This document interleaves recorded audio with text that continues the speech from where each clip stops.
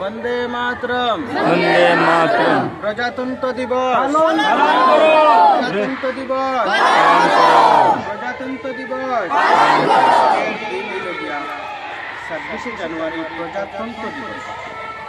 প্রজাতন্ত্র দিবস এই 26 জানুয়ারি আমরা উপলক্ষে পালন করি যে 1947 থেকে লইয়া 48 49 1950 ইংরাজি পর্যন্ত আমরা ভারতবর্ষ স্বাধীন করার পরে এই ভারতবর্ষের পরিচালনা করার লাগে একটা সংবিধান রচনা করা হয়েছে।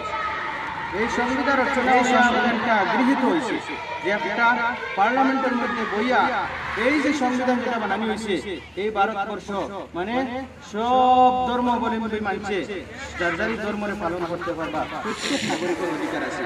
কিন্তু এখনকার দেখা যায় আমরা এই পুরানা সংবিধান যেটা এটা পরিবর্তন হওয়া লাগছে।